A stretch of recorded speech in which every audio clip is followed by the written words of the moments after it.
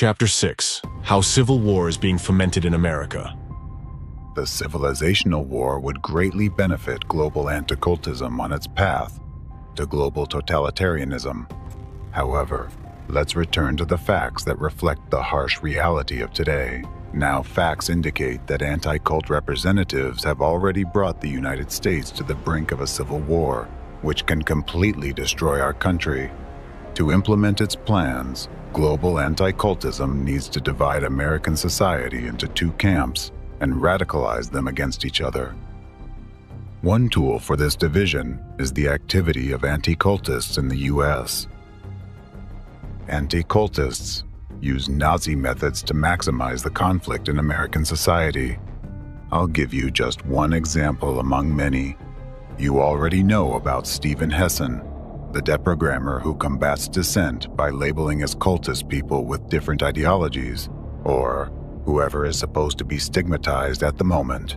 So, Hessen has gone even further by declaring Donald Trump a cult leader and his supporters as cult members.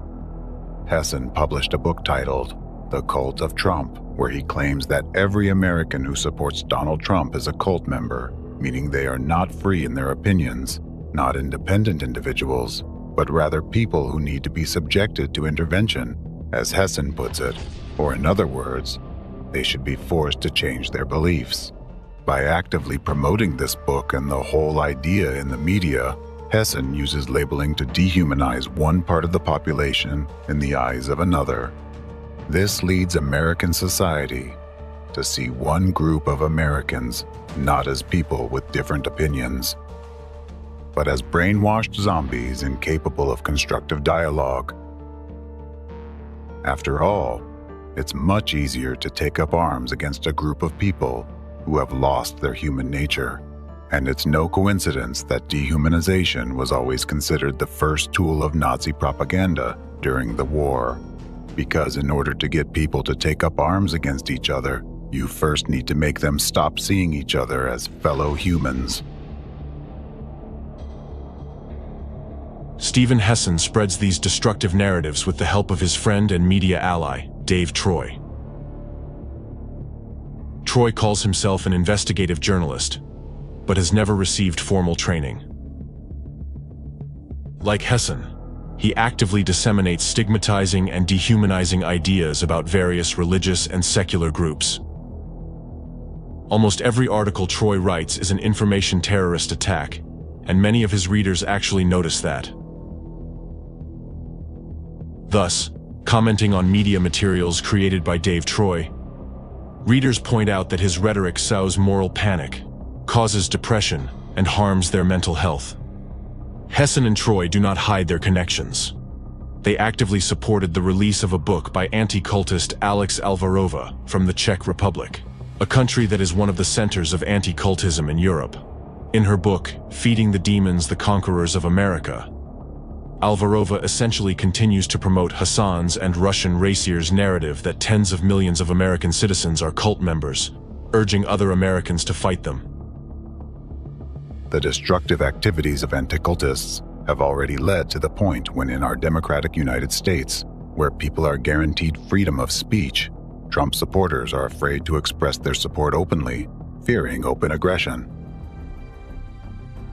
I highlight this not because they represent a particular party or support a specific politician, but because they are Americans, residents of a free country, who have a guaranteed freedom of speech and expression by the Constitution. It's important to remember that anti-cultism does not support any political party, force, or country. Anti-cultism hates the U.S. and is only interested in exacerbating conflicts within American society to the point of its destruction in a civil war.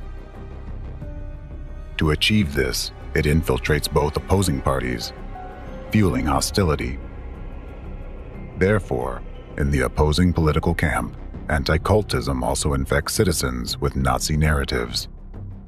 It is precisely anti-cultists who heavily propagate in the media this narrative that all Democratic Party supporters are supposedly against Christianity, that they are anti-Christians, that President Biden betrayed Christianity and is destroying it. Thus, It is instilled in people that Christianity is threatened and persecuted because of the actions of this part of Americans.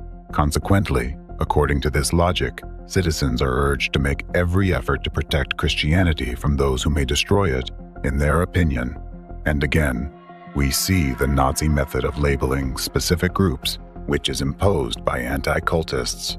Thus, the anti-cult movement exploits the existing division into two political camps in American society, stirring even greater hatred between them. All of this has led to an unprecedentedly high likelihood of a civil war. Once I already warned you that long-term consequences of party divisions can be dangerous for the nation's welfare. Back then, I said, however, political parties may now and then answer popular ends. They are likely, in the course of time and things, to become potent engines by which cunning, ambitious, and unprincipled men will be enabled to subvert the power of the people and to usurp for themselves the reins of government, destroying afterwards the very engines which have lifted them to unjust dominion. Everything I warned you about is already happening in our United States of America today. In order to achieve its goals, global anti-cultism divides you Americans, creating conditions for a new civil war in the USA. As much as American society is divided nowadays, it was only divided before the war between the North and the South, and you yourselves can see and feel that. Many citizens have already started talking about the inevitability of a civil war. Civil war. Civil war. Civil war. Civil war. Civil war. Civil war. And such narratives are increasingly heard from the media. This situation is a direct outcome of the actions of numerous branches of global anti-cultism and their agents, infiltrating the social and political spheres of America's life. In this war, information terrorist attacks and real acts of terrorism they provoke remain the customary tool of the hidden enemy of democracy and the entire free world. Today, I'll give you several examples of specific phenomena, events and their consequences that were orchestrated by representatives of global anti-cultism and their loyal anti-cultist dogs in order to create and intensify a split in American society, to prepare a ground for a future civil war, and to place all the pieces they need on the chessboard. Only if you realize how you've been manipulated all this time will you be able to get out of this game and gain an opportunity to take a free step, a step that will really help put an end to the entire chaos, evil, and destruction that representatives of anti-cultism sow around themselves. Then you will finally be able to find ways to achieve reconciliation and unity. Mass shootings in schools. It is time to expose yet another brutal and cynical atrocity committed by the international network of terrorist anti-cult groups and their ideological mentors. It is difficult to imagine that these very criminals turned out to be the architects of one of the most terrifying phenomena in modern society.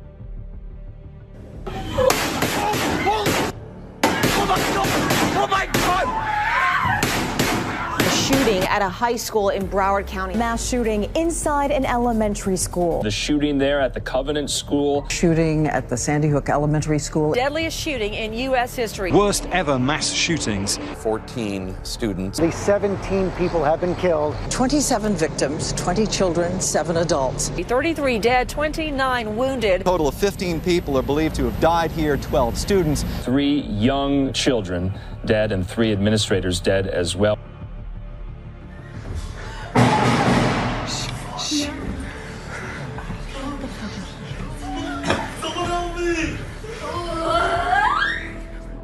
The phenomenon I am referring to is mass shootings in educational institutions.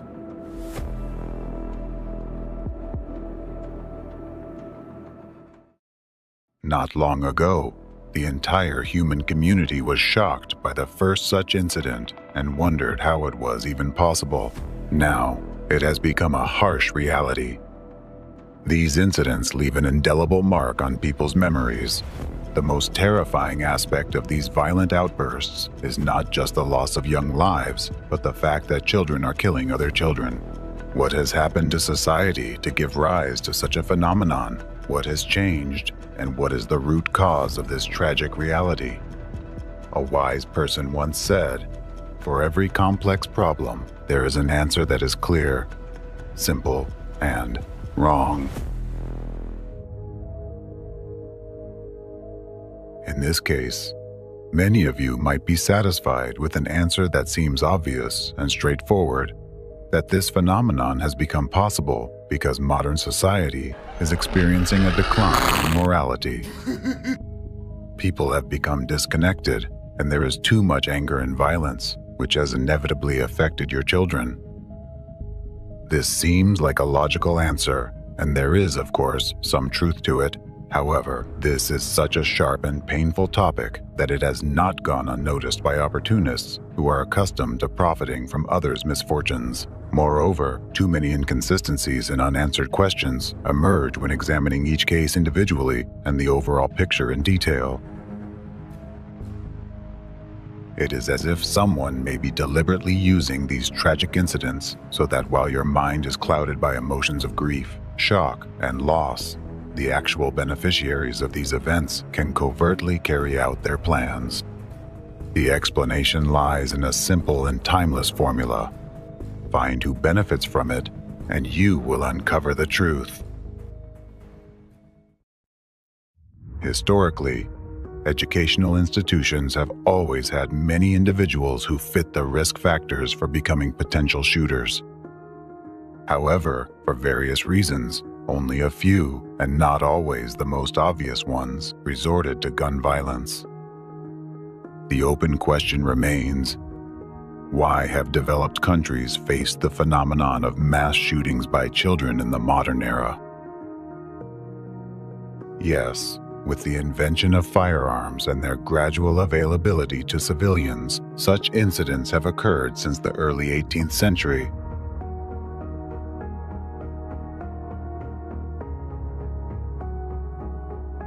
And typically, these incidents didn't garner as much widespread attention and mass publicity in society as they do now. News reports covering these events didn't employ manipulative psychological techniques. They simply reported the facts, informed the public, and nothing more. But what's happening now is an unprecedented phenomenon. The sharp, rapid increase in armed attacks in schools worldwide occurred roughly around the same time, starting from the late 90s, with a frightening trend towards escalation since the early 2000s. In other words, school shootings have been a phenomenon of the past 30 years. Just as many years ago, the hidden force behind global anti-cultism began to regain its strength. It was then that they founded the ideological center of the modern network of anti-cult groups, and it was then that they began to consolidate their positions and spread their destructive influence massively in democratic countries around the world. And this is not just a coincidence, that's a fact. For those who think such events can't be artificially provoked, I suggest taking a closer look. Follow my train of thought, and don't just look at the surface, but try to penetrate with your gaze into the depths of things.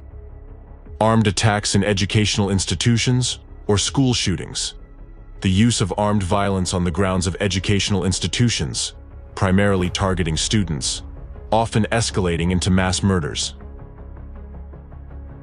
At this point, a vast number of countries have already experienced cases of school shootings. This is an international issue being addressed by specialists from various fields.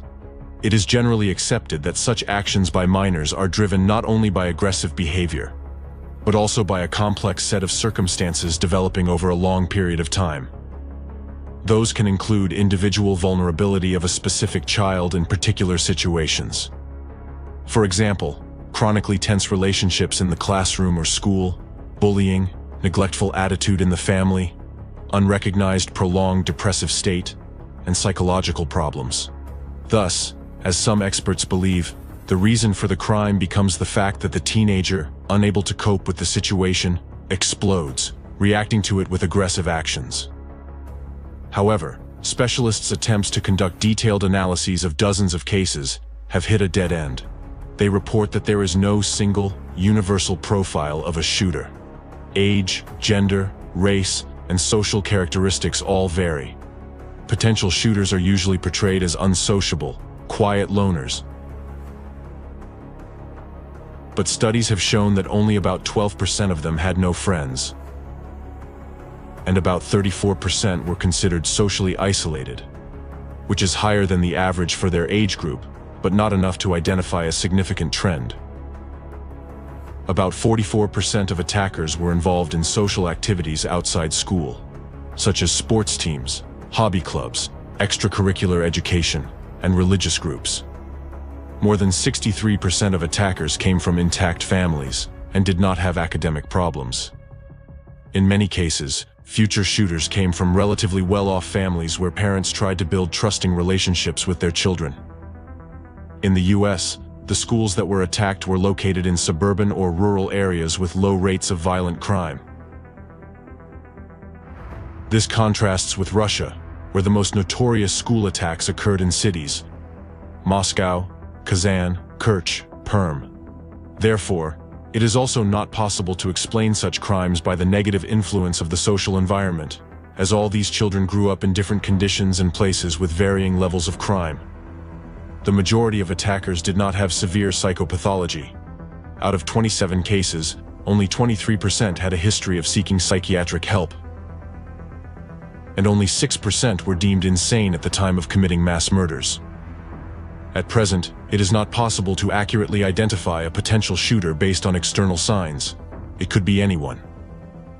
All these children who later became criminals are entirely different individuals, with different characters, different experiences, and different destinies. 20-year-old Adam Lanza blasted his way through the front door of the Sandy Hook Elementary School with an AR-15. Nicholas Cruz in court Monday, the confessed school shooter never looking up. So they thwarted 18-year-old Alex Yee's plans to shoot up his high school. Despite some shooters studying violent materials before committing the crime, others did not. Some showed signs of depression, while others did not. Some underwent psychiatric treatment, while others did not. Some were bullied in school, while others were the aggressors themselves. So, it's impossible to confidently conclude that only a specific personality type is prone to such crimes. What made them cross the final moral line within themselves and commit such a terrible crime? What unites all these cases? The answer is both simple and complex at the same time. All these children fell victim to representatives of global anti-cultism and their meticulously planned info-terrorism acts.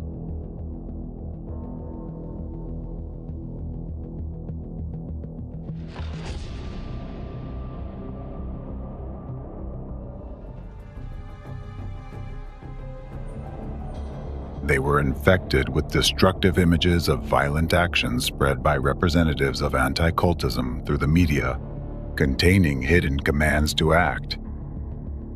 That's why we see cases where teenagers are inspired to commit armed attacks by stories of terrorism. Essentially, school shootings are acts of terrorism. However, the form in which they occur allows the actual beneficiaries to divert attention away from themselves. Next, I will show you examples of how the well-honed manipulative psychological techniques from the arsenal of anti-cult terrorists influence the masses' consciousness. The Columbine case. Let's consider, for example, the tragic events at Columbine High School. 911. Yeah, this is Sharon at Columbine High School. We have shots being fired. Okay. The guy is in a black trench coat. They just shot somebody inside the cafeteria. I'm going to have to try and get out of here and call you back.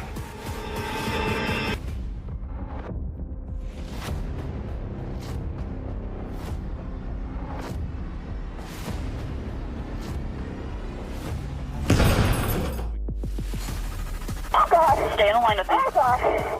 The gun is right outside the library door.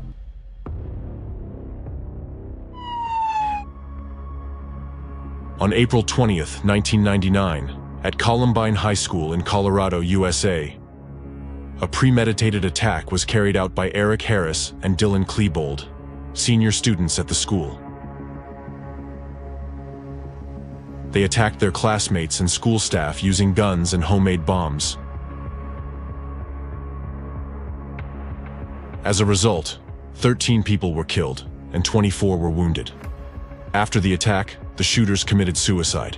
People were getting shot all around me.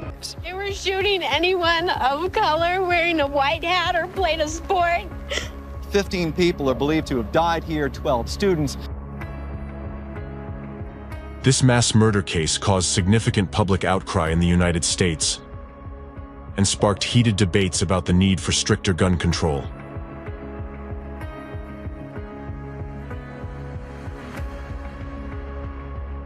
The incident led to the tightening of security systems in educational institutions and increased regulation of children's access to the internet and violent video games.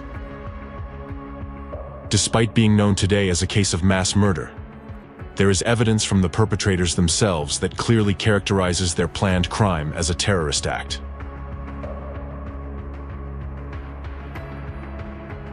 Long before their attack on the school, the future shooters frequently wrote in their journals about events such as the Oklahoma City bombing, the Vietnam War, and World War II. Journal entries also revealed that the attackers were planning a school bombing intended to rival the power of the Oklahoma City bombing on April 19, 1995. Prior to the events of September 11, 2001, this was the largest terrorist attack on U.S. soil. The bombing of a truck filled with explosives resulted in the deaths of 168 people, including 19 children under the age of 6, and injuries to over 680 people. Furthermore, in their writings about these events, the perpetrators expressed a desire to dwarf the carnage of the Oklahoma City bombing and leave a lasting impression on the world about these events. So what really happened on that tragic day at Columbine High School? How do we interpret this event when, in fact, teenagers, impressed by stories of terrorist attacks and military actions, literally planned the next actual terrorist attack? It's not just murder or suicide. They planted a massive amount of explosives in the school and planned to detonate it. They planned to kill about 250 people, or even more, as they admitted in their diaries. The only thing that prevented them from carrying out their plans was that the homemade bombs didn't explode for some reason. And if the bombs had all gone off and they succeeded in what they had planned, how many children would have been harmed? How would law enforcement classify this crime then? The fact that the teenagers planned the attack is evident from their deliberate choice of the attack date, which they called Judgment Day. Initially, the shooting was planned for April 19, 1999, the 6th anniversary of the end of the Waco siege and the 4th anniversary of the Oklahoma City bombing. They postponed it to April 20th only because they needed to secure additional ammunition.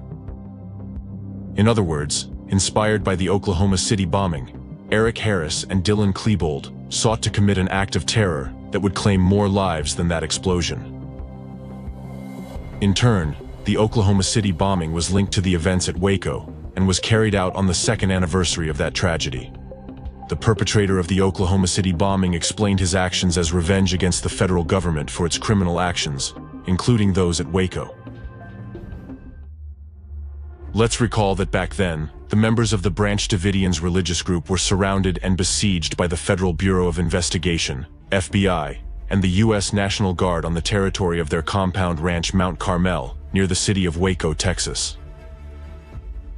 The siege lasted from February 28 to April 19, 1993, and ended in tragic events during which a total of 86 people died. With a high probability, Eric and Dylan, like the rest of the country, watched the bloody events at Waco and the explosion in Oklahoma on television. Thus, the tragedy that resulted in the deaths of 86 people became the motive for another act of terror in which 168 people died. Both events, in turn, influenced 2 teenagers to attempt to surpass the terrorists' acts, culminating in the mass killings at Columbine High School. So what really triggered the shootings at Columbine High School? The accumulated aggression of the children, which they couldn't cope with, or the media hype surrounding descriptions of high-profile terrorist attacks, containing specific destructive images and attitudes that incite action? What affected the children's psyche? And who is truly responsible for children becoming mass murderers? Now, these dates on the calendar, April 19th and 20, have become days of deep mourning for the entire American nation, marked by the shadow of 3 horrifying tragedies: the siege in Waco, the Oklahoma City bombing, and the mass shooting at Columbine High School. The events of those days, which claimed numerous human lives, have become memorable milestones in American history. They have been the source of numerous changes in both the political and social landscape of the country. But what unites all 3 tragedies is not just their dates and their impact on America, but also that they are all part of the strategy of global anti-cultism and the hidden force behind it. They have become long-lasting anchor events that have triggered numerous processes, which continue to significantly influence the current situation in the country to this day. I will talk about this in more detail later, and also, using the specific example of the tragedy in Waco, I will show you how the enemy, through its network of global anti-cultism, orchestrates such events, and how you can identify its hidden hand amidst what may seem like chaos or accidental coincidence of circumstances. Mechanisms of artificial provocation of school shooting incidents by anti-cult representatives. All these events, besides being acts of terrorism, subsequently became powerful info-terrorist attacks, which in turn spawned new crimes. Later, through their allies in the mass media, representatives of anti-cultism launched a PR campaign to give worldwide publicity to the events at Columbine. Numerous high-profile articles were published, films were made, and books were written detailing the day of the attack down to what the boys had for breakfast that morning. All of this ultimately created a romanticized image of the shooters, evoking both sympathy and even admiration. Ain't no V-Tech shit or Columbine, but I look like Bret Hart mixed with Dylan Klebo. Maybe what the pro. I get this look up for you. Dude, I want you to know, like. Shots fired. Several shots fired.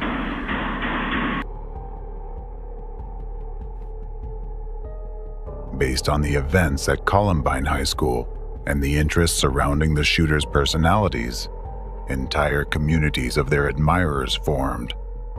Known as the Columbiners, fan groups emerged on social media, which ultimately became known as the Columbine movement.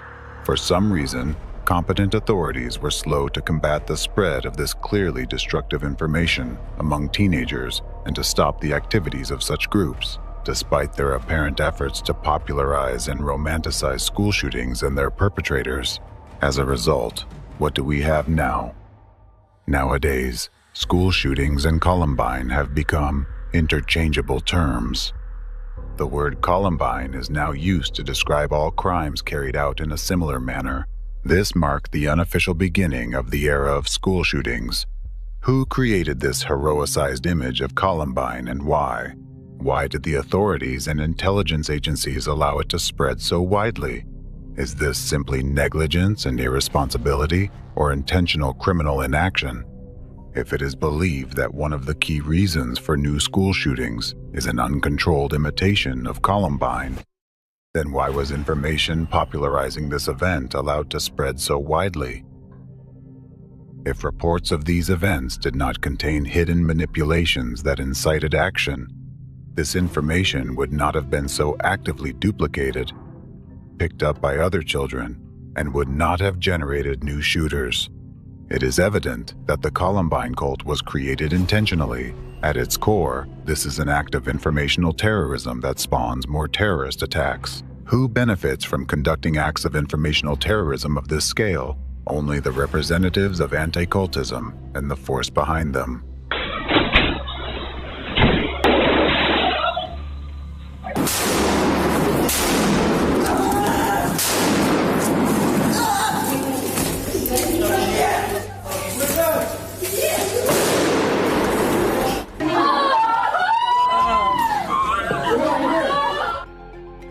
representatives of anti-cultism, who subtly glorify the perpetrators of these attacks through the media.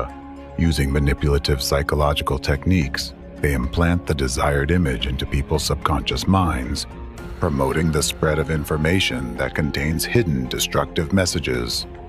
The legacy of Columbine. Ever since that mayhem 15 years ago, we've seen more and more of these mass shootings, many by troubled young men inspired by the Columbine killers. Police say Yee is obsessed with the Columbine High School massacre. David, tomorrow is the 25th anniversary of Columbine. Authorities clearly taking no chances. This way, they search for new copycats. They sow the seeds of destruction and wait for new sprouts to emerge. When a school shooting occurs in any country, and the media worldwide starts broadcasting information about it, what happens to the people exposed to this information? Thousands of children and teenagers start to try on the image of the perpetrator, contemplating, what would I do if I were him? They think about how they would act towards their classmates in school or peers in college or university. Even many rational adults, listening to these stories in the media, start imagining how they might carry out such an act. In doing so, the human mind unwittingly identifies potential victims, those who have wronged them in the past or undervalued them. Thousands think about it, and a few actually turn their fantasies into reality. This is deliberate psychological manipulation. Many of you might wonder, if representatives of anti-cultism are behind school shootings, how do they manage to control the shooters remotely? They aren't physically holding their hands. The answer is simple. They don't need to physically hold anyone's hand to make them commit a mass shooting. They only need to control their consciousness. Naturally, the next question arises. If they use such precise and refined manipulative techniques, why do they not work on everyone? What is the key factor that opens the door for the implantation of a destructive program into the subconscious of teenagers, driving them to enact such horrific scenarios? To understand the true nature of what is happening, let's delve into the details of how representatives of anti-cultism use methods of covert programming to influence a person's subconscious to commit a school shooting. How do they manage to code a teenager to execute their malicious will? Method of puzzle piece coding. First, representatives of anti-cultism select a region where, according to their goals and objectives, it will be strategically advantageous to create a school shooting incident. The organization and planning of such a terrorist act in the chosen region happen long before the actual event, usually from 1 to 3 years, depending on the significance and importance of the event for them. The coding of a teenager to carry out an armed attack is done remotely, using the method of subliminal information embedding through mass media and the internet. To create a new school shooting, they use a method of puzzle piece coding, that is, a method of covert manipulation by directing multiple waves of information coding. Each wave individually contains specific embedded messages that, like puzzle pieces, come together in the depths of the potential shooter's subconscious. Only when these pieces combine do they activate the program to commit mass murder. As a result of this activation, the individual goes through with the crime, while to an observer, it appears as if it was their personal decision. No one met with them, directly incited them, or helped them prepare. They didn't even discuss the topic with anyone. In reality, they act as a bio-robot, guided by a skilled hand to carry out a premeditated criminal plan. This segmentation of manipulative embeds into several waves of information delivery is intentional and serves the purpose of precise targeting. Since a school shooting requires one, at most 2 perpetrators, the waves of information coding affect thousands of people. Some of these people may even feel an impulse to act on the commands, but not everyone can cross the line into committing mass murder. Therefore, to narrow down the target zone and activate a suitable potential shooter, a cross-sectional information attack is conducted. It consists of several information deliveries, each containing specific embeds that can bypass the critical control of the conscious mind and penetrate directly into the subconscious. Once there, These embeds come together like a puzzle to form a cohesive picture of the future crime. This image becomes a dominant intrusive thought, pushing the individual towards committing mass murder. When planning the next school shooting, representatives of anti-cultism first study the demographics of the target school, their interests, and popular internet and media resources among them. Then, by placing materials on these media resources, considering trends in the teenage environment, they launch multiple waves of information coding that contain hidden embeds.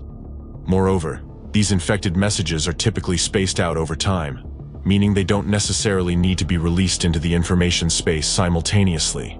The key is that they all superpose in the perception of a specific individual. Their combination in the potential shooter's subconscious triggers the command to execute the implanted program. The initial information coding attacks have a broad range of impact. The final wave of the attack and additional corrective measures are carried out directly within the target school. These give the start command to the shooter. Representatives of anti-cultism first launch preparatory waves of information coding, followed by targeting and activating waves. This series of precautionary measures allows them to control the exact number of perpetrators of a terrorist attack and the quality of its execution. The first preparatory wave, which serves as the foundation for the subsequent layering of all puzzle piece embeds into a single picture, is the glorification of previous school shooting perpetrators. The primary factor that representatives of anti-cultism exploit here is the human desire for fame. Therefore, all the narratives glorifying shooters, implanted by representatives of anti-cultism, exploit a person's desire for popularity and widespread attention. It doesn't matter how the information about the shooters is spread. It could be condemning their actions or justifying them, a biographical sketch, or a dramatization of events. Anything goes. The critical aspect is the news coverage and the manipulative message embedded in it. Thus, an image of the criminal is created, surrounded by an aura of fame and admiration, despite the wrongfulness of their actions. What does a teenager see when they encounter this information? They see that an ordinary student, just like them, who felt undervalued, gained worldwide fame with a single act. Now, the top popular media write about them, celebrities talk about them, and they become a sort of idol for others. It is precisely the desire to become famous, the thirst for fame, that serves as the fertile ground in which the seeds of evil sown by real terrorists take root, provoking children to commit crimes. My name is Nick, and I'm going to be the next school shooter of 2018. My goal is at least 20 people with an AR-15 and a couple tracer rounds. She is infatuated with Columbine's school shooting. Police say she was armed and extremely dangerous.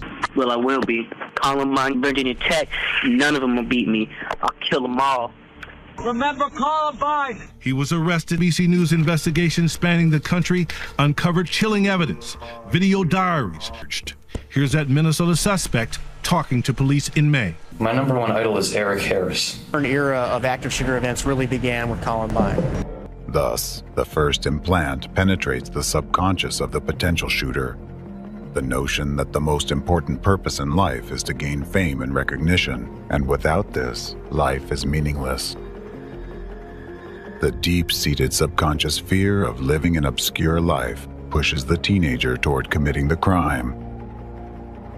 If you look at the profiles of shooters from this perspective, and their explanations for their actions, you will clearly see that the desire to become famous is the one common trait they all share. Here is a crucial point. If the glorified image of the shooter did not exist, school shootings would cease to be possible, because without this foundational base, the rest of the program for carrying out the act would not have the necessary support to be executed. The dissemination of glorified images of criminals as bait for those who also crave popularity acts as a filter, screening out those unsuitable for the role of perpetrator, and infecting those with the active trigger that sets off the program's unpacking.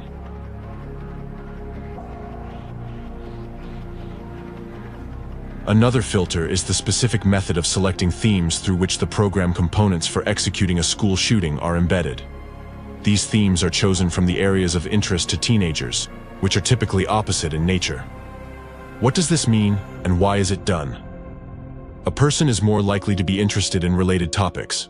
For example, someone interested in astronautics might also be interested in parachuting. However, to minimize the number of people caught in the cross-section of the informational coding waves, topics are chosen that rarely fall within the sphere of interest of the same person all at once. For instance, a teenager might be fascinated by space and the possibility of life on other planets, such as astrobiology. What would be opposite in nature to this interest? Life's opposite is death. So, a teenager potentially suitable for the role of a shooter might also be interested in different models of weapons. This combination of interests is rare in real life, which is precisely what anti-cultism representatives count on. Subsequently, various materials on these themes are embedded with other components of the single program for carrying out a school shooting. Particular emphasis is placed on awakening an interest in weapons as tools that grant power and fame. As a result, only those teenagers who are simultaneously interested in both opposing themes and who already have a dominant desire for fame and recognition fall into the crosshairs of these intersecting waves of information coding. Thus, the target group gradually narrows down through the final stage of the coding process. The first wave of information coding affects thousands. Then from these thousands, only hundreds remain, and ultimately, only a few individuals are caught in the crossfire of all the necessary coding waves. It then becomes a matter of time to see who among them activates first, and who ultimately becomes the perpetrator of the implanted program. This is why shooters often appear entirely different from one another, with diametrically opposed personality traits, frequently without significant psychological issues, and most importantly, without apparent motives for committing such crimes. Let me give you an example of an inducing wave of information coding that activates a teenager's program to commit a school shooting. The start command doesn't necessarily come through the media or the internet.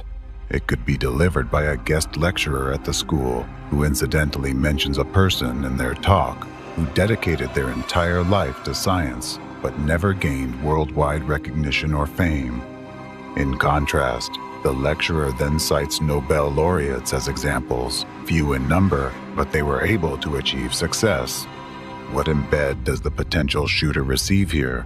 Their subconscious gets the directive that neither science nor diligent effort brings fame, and that life's meaning isn't in discoveries or hard work, but in popularity. For if no one knows you, you're wasting your life. Therefore, there's no point to your existence. From an outside perspective, such a lecture might seem noble, yet it serves as the trigger for activating the shooter. After a short period, one of the students at this school will commit an armed attack on others. Several months may pass between the lecture and the tragic event, by which time no one will remember or connect the person to the reasons for this tragedy. From a legal standpoint, there's no grounds for charges of incitement because the lecturer didn't even mention school shootings in their talk. In this way, through purposeful information coding, the subconscious program for committing mass murder is activated in the teenager unnoticed by others. Thus, out of thousands of teenagers affected by intersecting waves of information coding, only a few become future shooters. This transformation occurs only in schools where the final stage of subconscious programming, the activation phase of the embedded command, has been completed. That's why, seemingly out of nowhere, children develop an attraction to weapons and a desire to inflict harm on others. Just an image that bypassed the critical perception of the conscious mind, penetrated deep into the subconscious, and triggered action. As a result, a teenager who recently made plans for the future dreamed of romantic relationships and chose a university or college to attend after school. Suddenly, with the obsession of a psychopath, starts planning a real terrorist attack. Thus, cynically and cold-bloodedly, representatives of anti-cultism skillfully manipulate the pliable minds of future executors for their malicious intent. They turn your children into terrorists and mass murderers. Even if only one out of hundreds of thousands of children brings this image to life, it is more than enough for representatives of anti-cultism. and the force behind them to continue their destructive activities to destabilize society and impose the agendas that benefit them. Representatives of anti-cultism, in their public statements, which they also make in educational institutions, often talk about their concern for the safety of children. However, it is they themselves who are the secret instigators, provoking children to display outbursts of hatred, intolerance, and aggression. It is the representatives of anti-cultism who create conditions in society for children, and sometimes even adults, to take up arms and go shoot other children in schools. Being terrorists themselves, they breed new terrorists. Thus, through the hands of others, they achieve the desired results.